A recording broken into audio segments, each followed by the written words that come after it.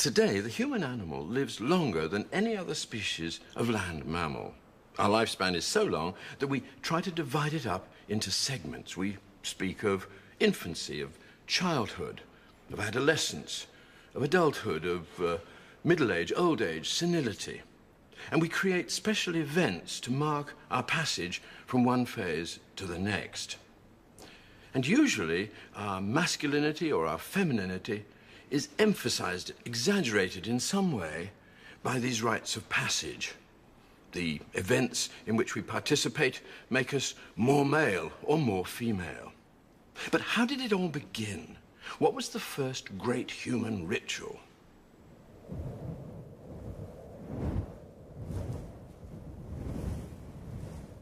To find the answer for certain, we'd have to turn the clock back to primeval times and watch the behavior of our tribal ancestors. Now, of course, we can't do that. The best we can do is to look at a modern-day tribe, like these Bedouin living in the deserts of the Middle East, and use our imaginations to recreate the ancient past.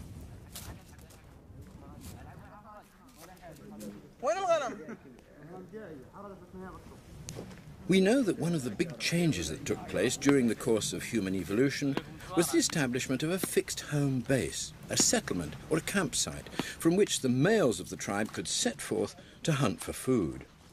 This meant that the tribal group had to split up for a while and then reform each time that a hunt took place. So our ancestors had to grow used to this new idea of departures and reunions, and the reunions inevitably were a cause for celebration.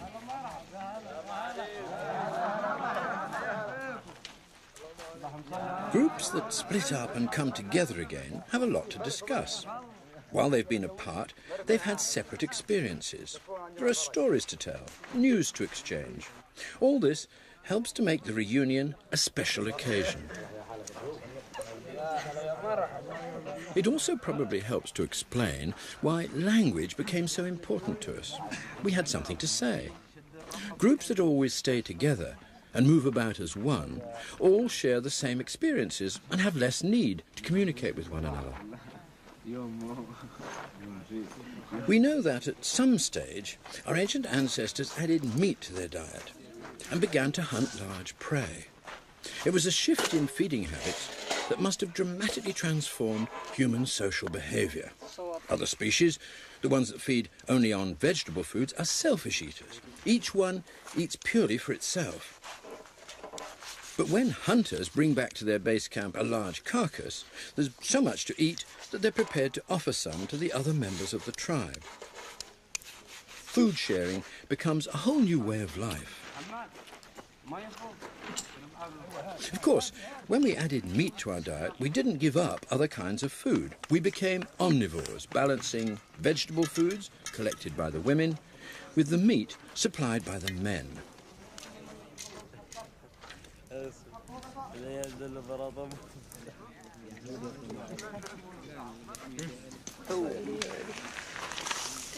When large prey animals are on the menu, meat eaters become unselfish eaters, and the great moment when the precious food is shared out becomes an important tribal celebration.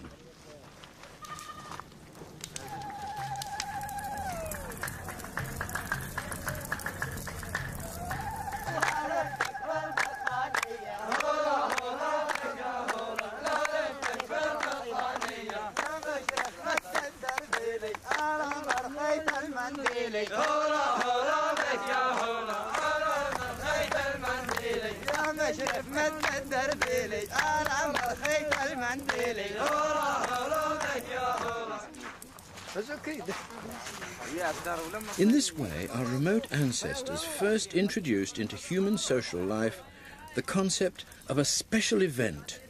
It must have been this, the primeval feast, that was our very first great human ritual.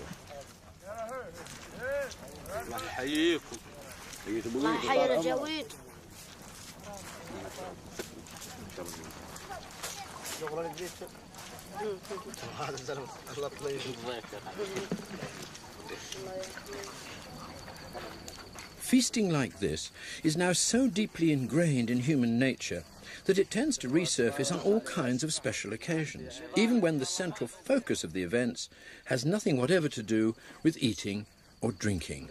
1,000 miles south of here, in the city of Hodeidah, in the Yemen, another feast is about to take place. The individuals involved are not desert tribespeople like the Bedouin, but city dwellers, urbanites with a much more settled society. Here, the food will be enjoyed just as much, but eating is not the primary function of this particular gathering. The specific reason for this celebration is the announcement of the arrival of a baby boy. For this crucial rite of passage, the women gather together to rejoice in the fact that the new infant is male and not female. Had the baby been a girl, there would probably have been no ceremony at all. So the rituals performed here with boys and girls are different right from the moment they're born.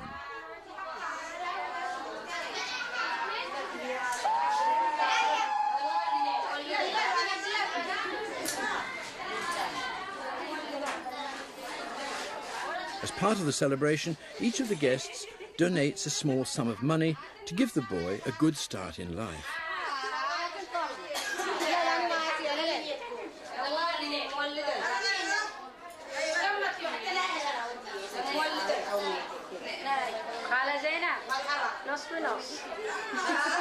"2,000 miles west of here, in Cameroon, another new arrival is about to undergo a welcoming ceremony.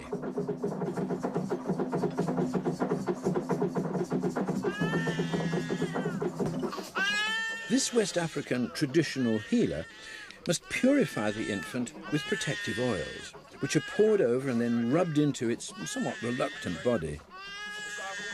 The slippery baby is now ready to slide easily into the world once more. Held upside down to symbolize the birthing position, it is ritually reborn, this time with the traditional healer's blessing.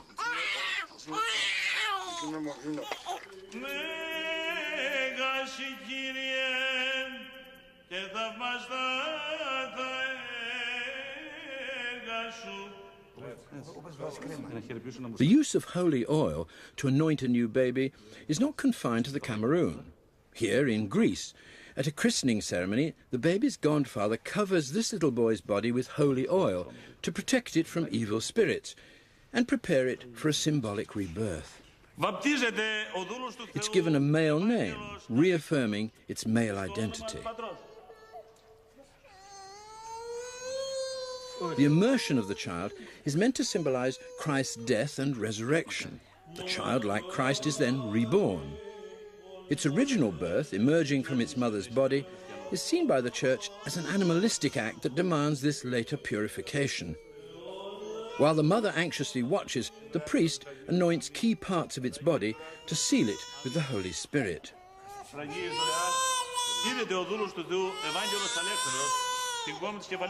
This important rite of passage is marked by cutting the tiny baby's hair in the form of a cross. The snipped hair is given to God as a first offering. Amen. Bravo.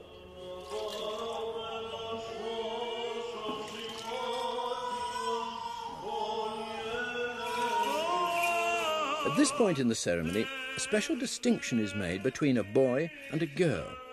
Boys are taken into the sanctuary, the area containing the altar, the most sacred part of the church. If the baby were a girl, she would be carried as far as the sanctuary doors, but then she would not be allowed to go inside. This is because in later life she'll go on to menstruate and bear children and, according to male-dominated church tradition, is therefore considered unclean.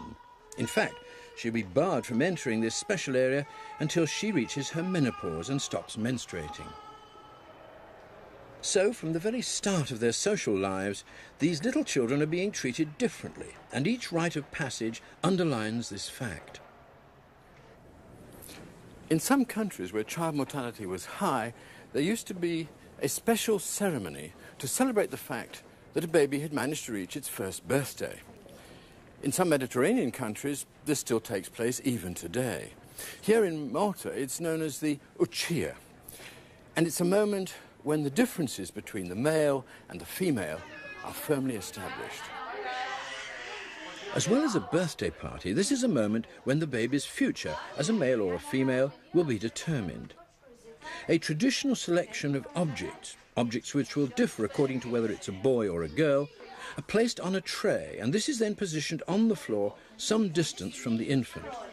The object the baby chooses will indicate the path it will take in later life. Because this is a baby girl, there's a comb for a hairdresser, a rosary for life as a nun, a needle and thread for a seamstress, and so on.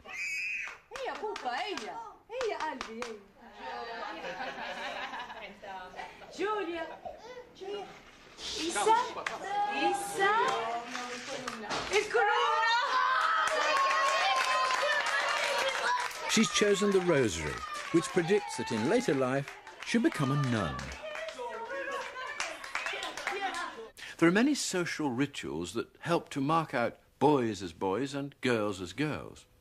When they leave the parental nest and go to school, they start to split up naturally into one-sex groups. Having played happily together as infants, they now start to avoid the opposite sex. This happens even in coeducational schools like this one in the United States.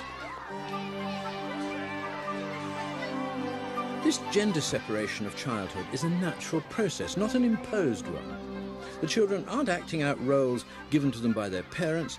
They're unknowingly performing an ancient pattern of incest avoidance. It works like this. By turning the members of the opposite sex into social strangers, they can later be rediscovered in a new sexual role when puberty arrives. The members of the opposite sex they can't isolate themselves from, their brothers and sisters, for whom familiarity breeds disinterest, will retain their non-sexual qualities. In this way, nature encourages outbreeding. The same thing is taking place here on the Pacific coast of Colombia. This group is nearly all girls, with hardly any boys present at all. And an interesting thing is happening.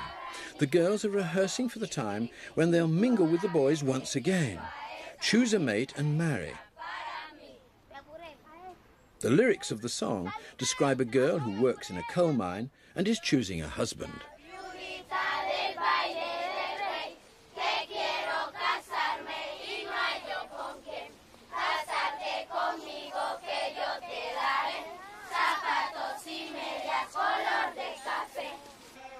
In many cultures, children are subjected to an initiation ritual that further increases the gulf between the boys and the girls. This rite of passage usually takes the form of a shared ordeal. Here in Turkey, boys undergo the ritual genital mutilation we call circumcision. This ordeal has the effect of distancing the boys from their parents. It's the first time, probably, that their parents have not been able to protect them from pain. Also, because it's a shared ordeal, the boys feel a bond of sympathy with the others in the group. The practice originally began as an ancient Egyptian custom introduced to ensure immortality. The Egyptians observed that when a snake sheds its skin, it becomes renewed, seemingly immortal. So it occurred to them that if a human male were to shed a piece of his skin, he too might become immortal. And since the penis rears up like a snake, it was quite clear which bit of skin it should be. This strange ritual spread from ancient Egypt to other cultures in the Middle East and then around the globe, so that it now involves 20% of the world's male population. Of course, as it spread, snake worship was soon forgotten and spurious medical reasons were invented to keep the practice going.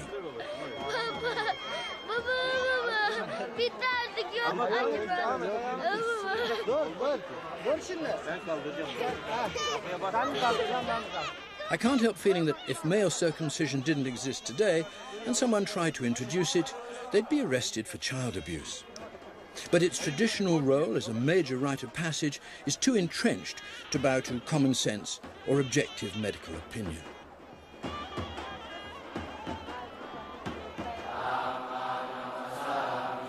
In Thailand, the separation of the boys from the girls takes an extreme form.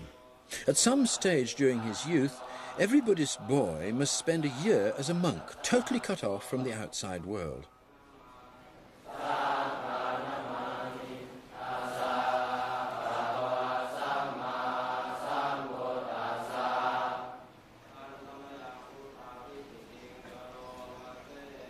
He must rise at dawn and devote much of the day to praying to the Buddha.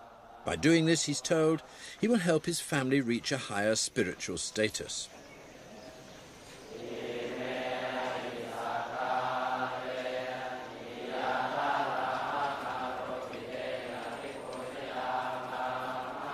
As before, this major rite of passage separates the boys not only from the girls, but also from their own families.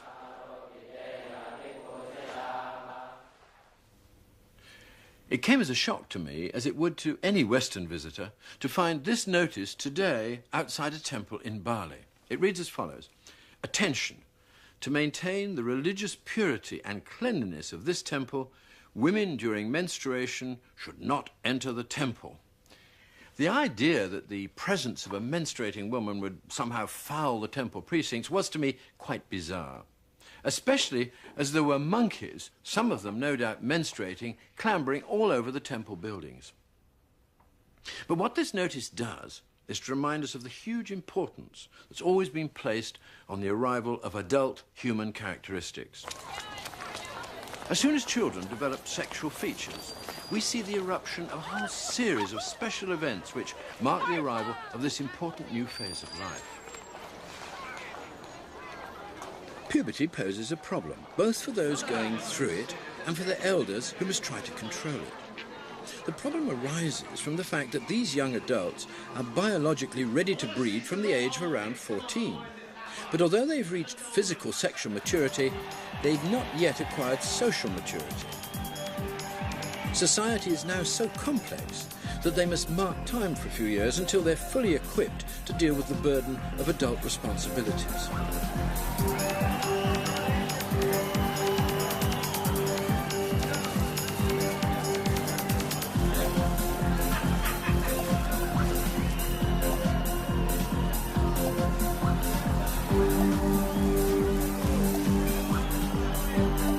In the West, we allow these young adults to explore, even show off their new status.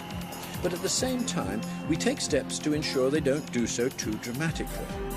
The parents of these teenagers at this upmarket dance have paid around $40 per ticket in exchange for guarantees from the organisers that there'll be no drink, no drugs and no sexually explicit behaviour, with varying degrees of success. Some other cultures adopt a much more severe attitude towards young adults, especially young adult females. Among the Wayu people of Colombia, for instance, a girl's newly acquired sexual maturity is seen as such a danger that she must be ruthlessly isolated from all social encounters. She's shut away on her own inside a little hut for up to 3 years. Her only occupation during this time will be to make hammocks. All her food is brought to her by the female members of her family, and they give her instructions on how to become a woman.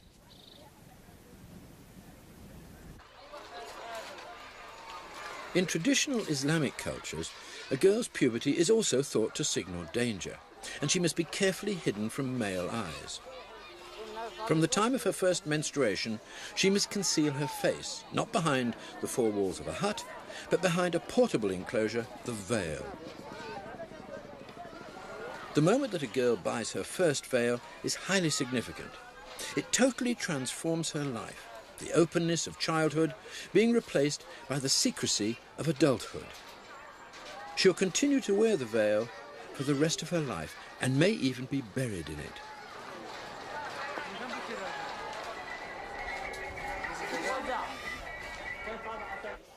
In Yemen, a boy marks his arrival at puberty by wearing a large jambia, or dagger. In childhood, he'll have been given a small dagger to set him apart from girls and remind him that one day he'll graduate to the status of an adult male. Now that time has come, and his child-sized dagger is at last replaced by a full-sized one.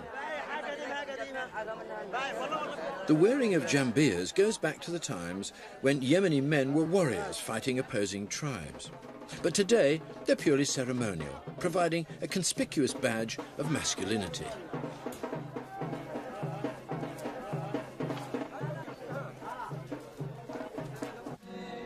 Among Latin American communities, when a teenage girl arrives at womanhood, a compromise is reached between freedom and restraint. In a special 300-year-old ceremony called the quinceañera, she dresses like a bride and at first sight appears to be attending her wedding. But this is misleading. Her vows on this occasion are not of fecundity. Instead, they're vows of chastity. She promises solemnly before witnesses that she will remain virginal and chaste until the day she marries.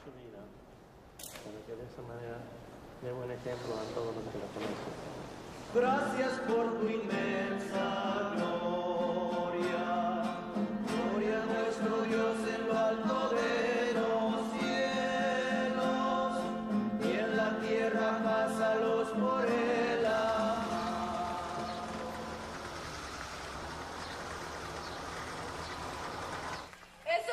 The girl marks her passage from childhood to womanhood by swapping her child's shoe for an adult one. And her first dance at the ceremony is traditionally with her father. It's a symbol of her first serious dance with a man.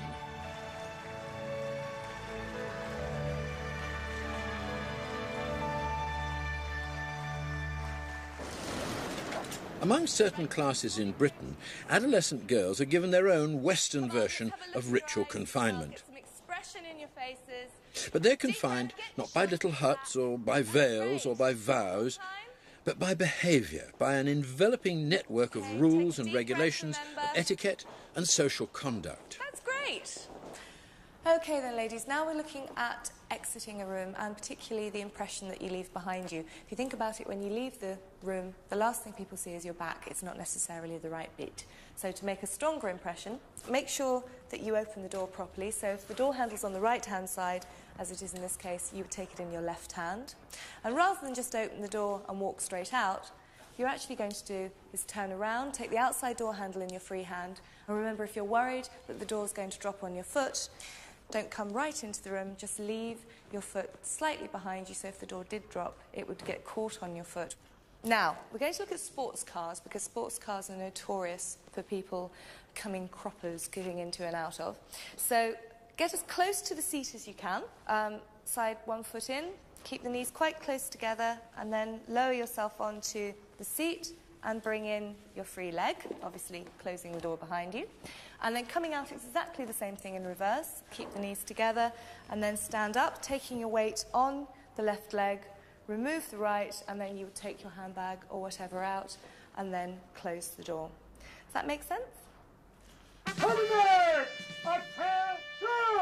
We are in Bravo! Here we go, Bravo! Go, Bravo! Here we go, Bravo!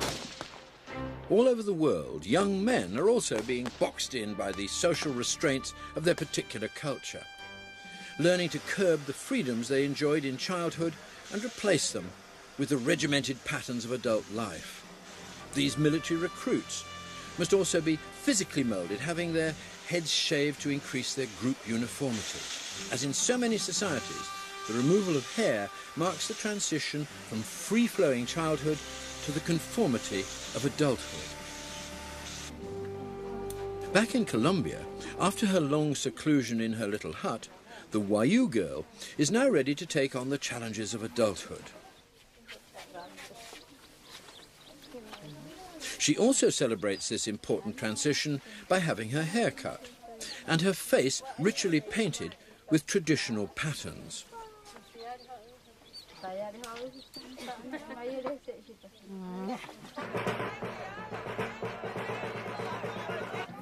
She's being prepared for an important ritual. In her case, it's literally a coming out ceremony.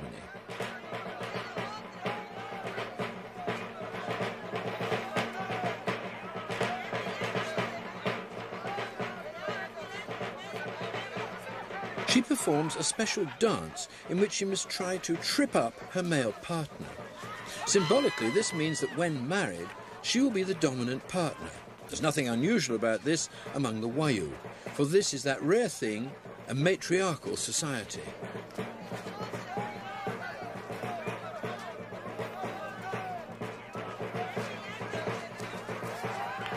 She's now ready for the all-important next stage of life, pair bonding. With the young male and the young female now both reproductively active, the moment has come for what is probably going to be their most impressive rite of passage in their entire lives, the moment of pair formation. All over the world, in 100 different ceremonies, in little churches like this one, the young couple will declare their profound and eternal attachment to one another in the presence of their loved ones and their friends.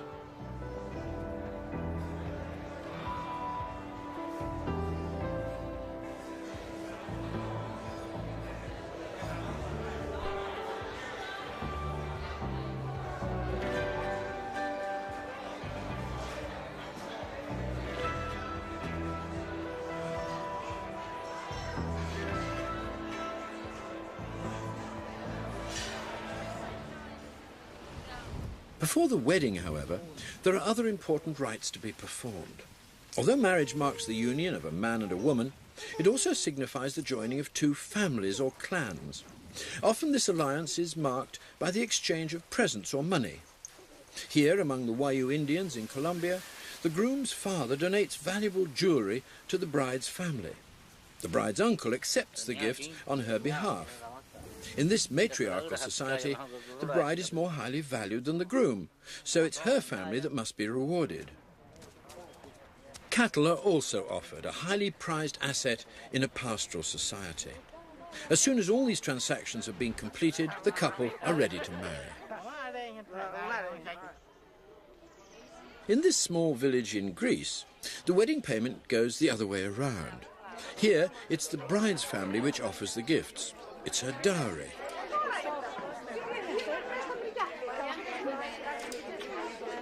First of all, these gifts must be collected together at the house of the bride's mother. Then, the family proudly displays them to the assembled village.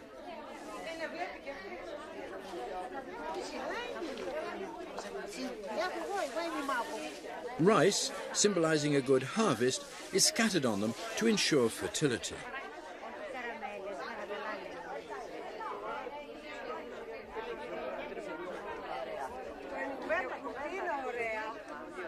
The dowry consists of sheets, blankets and hand-crocheted lace, which grannies and aunts would have been making since the bride was a child.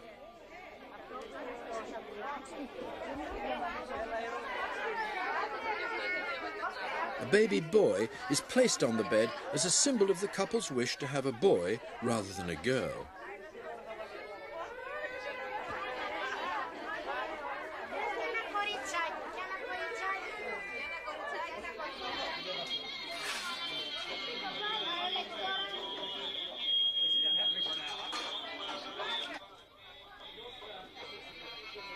The dowry is now ready for collection by the male members of the other clan, the groom's family.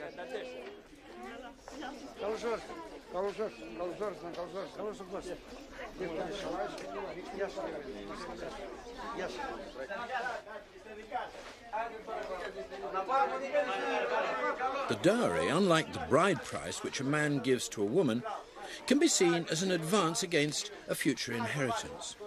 The bride receives her share of her parents' wealth now, when it's most needed, rather than when they die.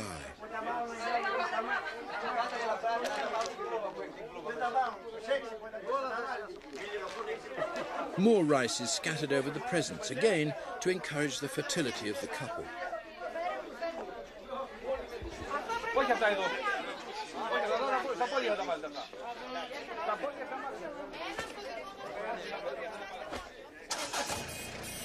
The men take the dowry back to the groom's village, where the couple will set up their new home.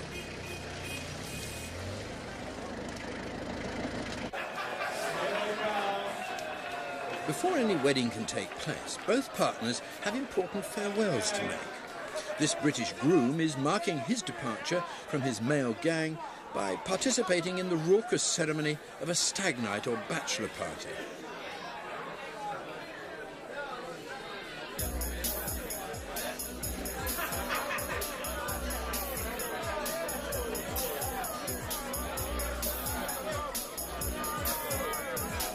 he must face some form of ritual humiliation in front of his closest friends, the friends that his impending marriage will inevitably, to some extent, exclude. By revelling in his mock flagellation, the groom's companions are in a sense punishing him for deserting their all-male gang.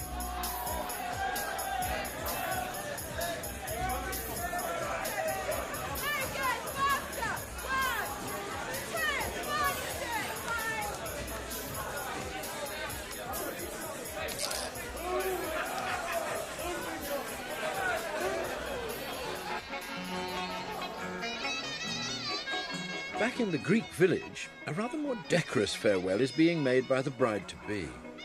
She dances with friends and female relatives, watched by all the members of the village.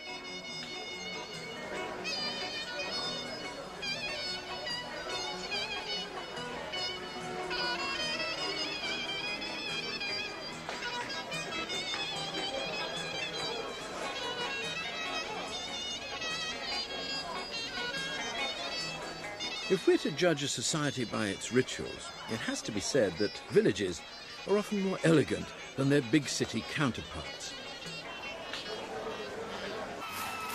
Ladies, Emily, wait till you see the dream boy that we've got for you tonight. I'm going to wear your rubber, Johnny. This British bride-to-be, like the British groom we met earlier, must undergo a ritual humiliation as she says goodbye to her female intimates on the eve of her wedding.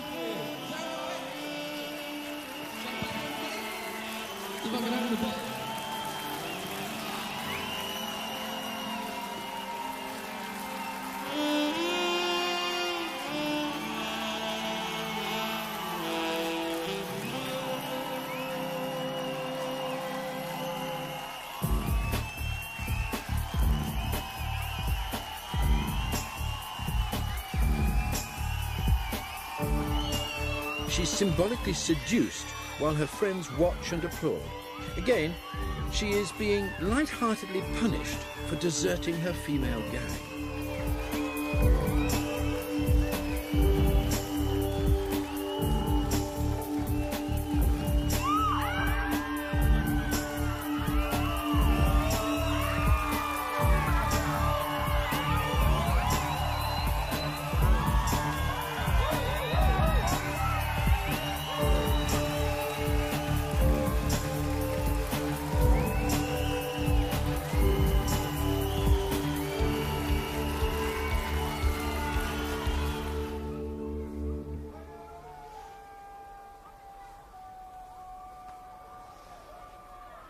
In Middle Eastern societies, on the days just before the wedding, instead of humiliation, there's beautification.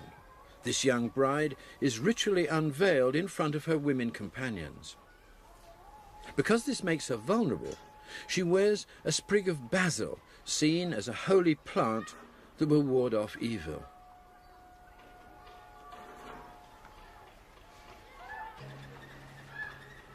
Her hands are ornately decorated with a special black paint.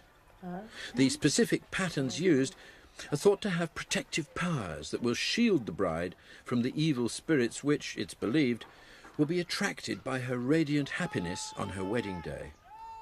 These exquisite patterns will also help the bride to look her most alluring for the moment when her husband will unveil her and see her for the very first time.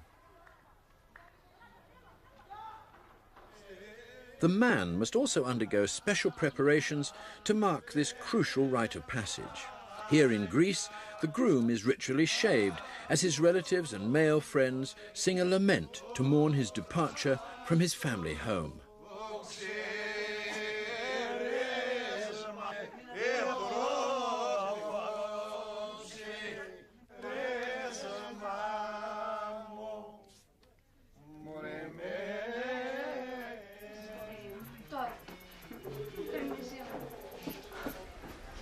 The Greek bride is having her face painted to look even more feminine. But here again, there's a sadness in the air as she too prepares to leave her family home for the first time.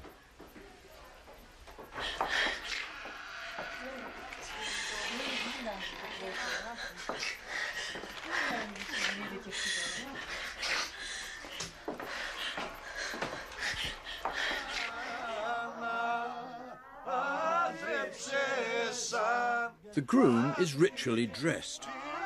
He says his farewells to his father and mother. As he prepares to cross a threshold both physically and mentally, it's a painful moment both for the man and for his parents. A cross with apples on it is carried in procession to the church, yet another way of wishing the couple a fruitful marriage.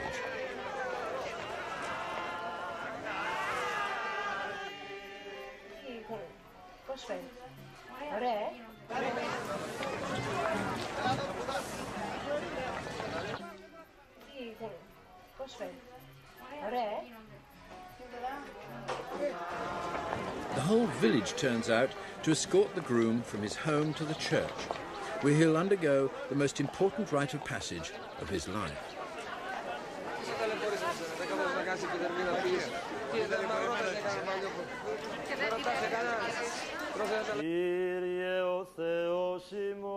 The couple are ceremonially joined together by the placing of white crowns on their heads. By a curious sleight of hand, the crowns appear to be exchanged, but if you watch closely, you'll see that they end up where they began. So, although the couple are merging, their separate male and female identities are retained.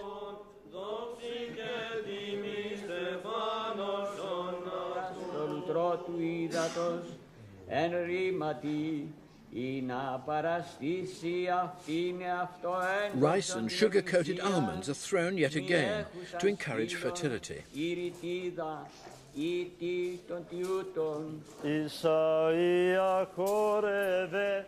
Still wearing their crowns, the bride and groom are now led in a circle 3 times. They're circling, symbolizing the eternity of the marriage bond.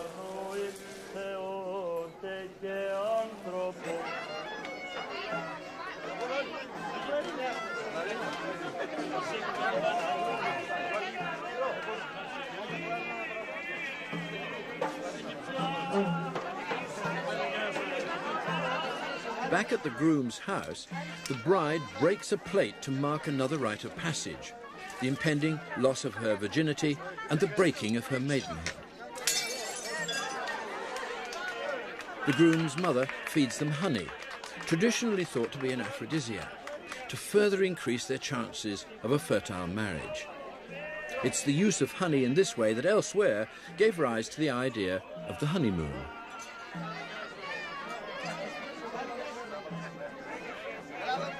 The husband and wife now publicly display their new status by dancing in the village square, watched by the whole community. The pair bonding process is now complete, and everyone knows that this young male and this young female are no longer available to other interested parties.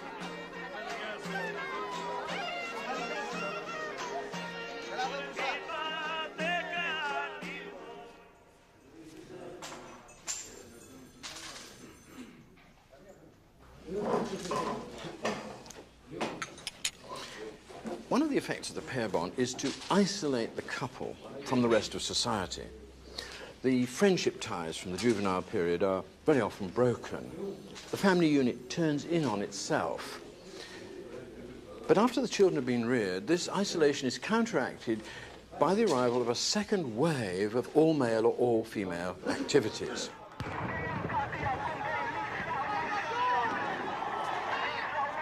Males strengthen their friendships through feats of endurance, such as this rowing regatta in Malta.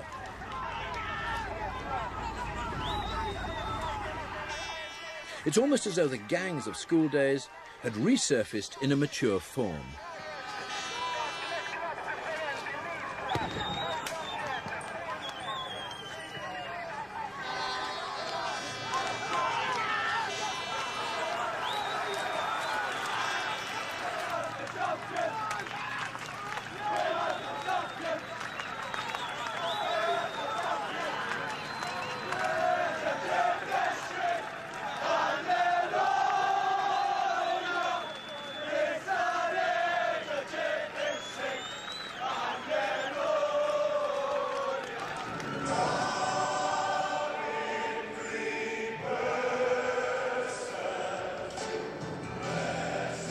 In the United States, this desire to return to the one-sex groups of childhood takes some dramatic forms.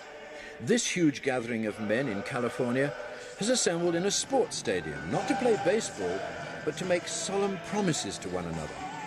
They're members of a fast-growing organization, the Promise Keepers. Participants sign a list of 7 promises, including pledges to maintain sexual fidelity and build a strong marriage. Although women are not technically banned, none venture into this strictly male domain.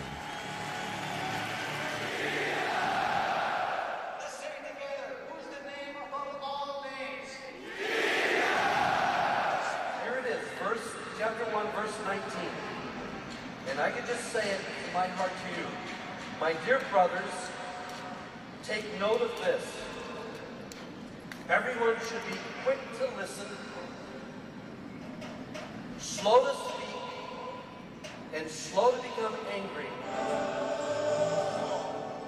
Although expressing religious faith is the official reason for these men coming together, one can't help feeling that the deeper reward they gain from such events as this is the comforting sensation of belonging to a large group of like-minded males, an artificially recreated gang of close friends of the kind they each knew in childhood.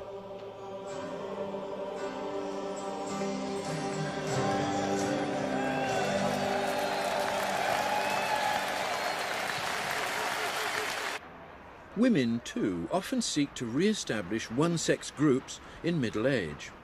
For them, however, there's a stronger urge to express the caring, nurturing side of their personalities. Their deep-seated maternal feelings now find a valuable new outlet through good works and charitable organizations, as with these women who are organizing aid to the children of war-torn Bosnia.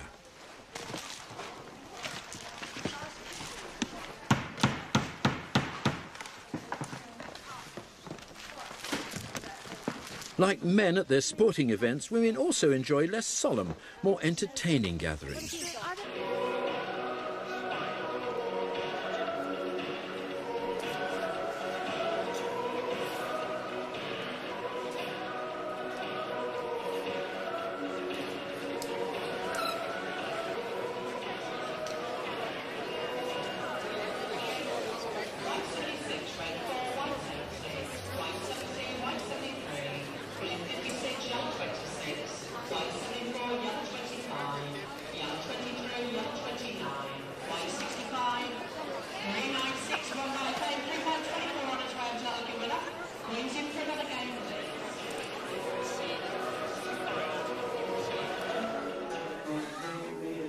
Whereas in the West, male friendships tend to be reinforced over a glass of beer, in Yemen, they're bound together by the narcotic juice of the gat leaf, taken from a plant which is cultivated all over the country.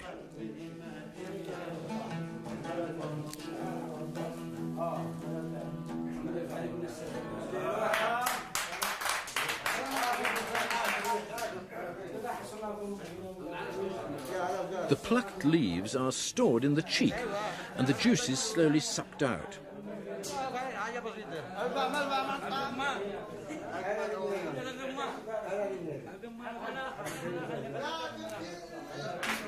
Gap chewing sessions take place most afternoons in the top rooms of Yemeni homes, and they last for several hours. To the accompaniment of the lute, the men discuss politics or personal problems. It's at these sessions that marriages are arranged or business deals sealed.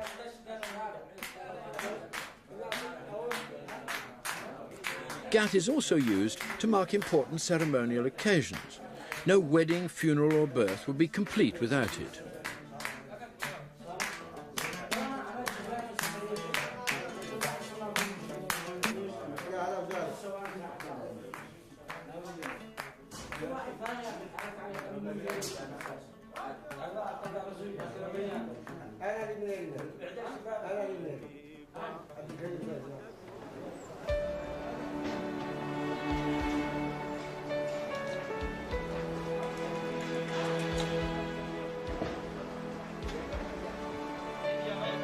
As men reach old age and their pace begins to slow down, they can still consolidate their male friendships by sitting in the cafe in the village square, watching the world go by, or playing cards.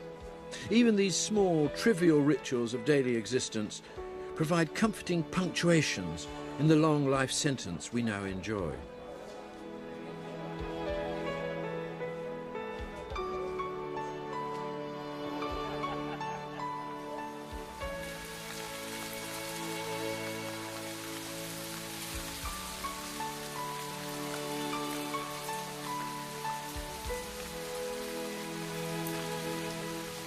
Death has been described as the great leveller, but at the end of our lives, there's one last opportunity for human societies to signal their different attitudes towards males and females. Death may be genderless, but some of the rituals of death are not.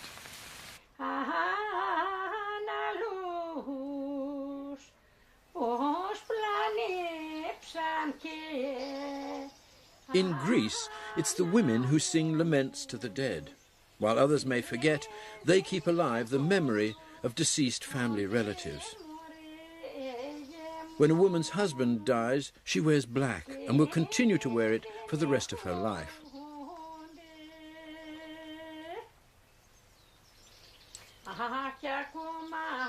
It's exclusively a woman's job to tend to the spiritual side of both life and death. The woman tends the graves. She cleans them and adorns them with flowers. She lights the candles which perpetuate the memory of the dead. Just as in life, the woman has been the nurturer, the carer, so too in death, she nurtures the dead. In India, after the death of their partner, men and women are expected to behave in very different ways. In earlier times, a Hindu widow threw herself on her husband's funeral pyre. This was called sati, and this shrine in Rajasthan commemorates a woman who killed herself here in 1972. The last act of sati was in 1987, when a 16-year-old girl died on her husband's funeral pyre. Here at Varanasi, on the holy river Ganges, Hindu widows still perform ritualistic prayers in which they ask to die, because without their husbands, life is meaningless. Although the cruel practice of sati has been outlawed, their culture has given them nothing to replace it. So once they're widowed, they have no position in society, no role to play. They can now outlive their men, but they're forbidden to remarry. And for many, this means destitution. They're forced to live in ashrams on the banks of the river, where they devote themselves to a life of prayer. Indian women are traditionally renowned for their beautiful, long-flowing hair, but when they're widowed, they deliberately shave their heads to look as unattractive as possible. Some recite the Hindu rosary, counting its 108 beads one by one.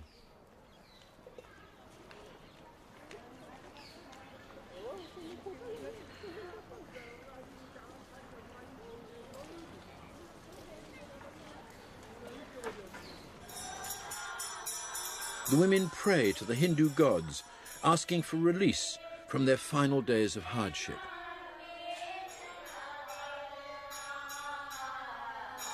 As the burning sun dips into the Ganges, drawing a brief veil over the misery of the widows of Varanasi, somewhere else it's just starting to rise again, bringing life and warmth to a new generation as the great human cycle, full of playful optimism, begins all over again.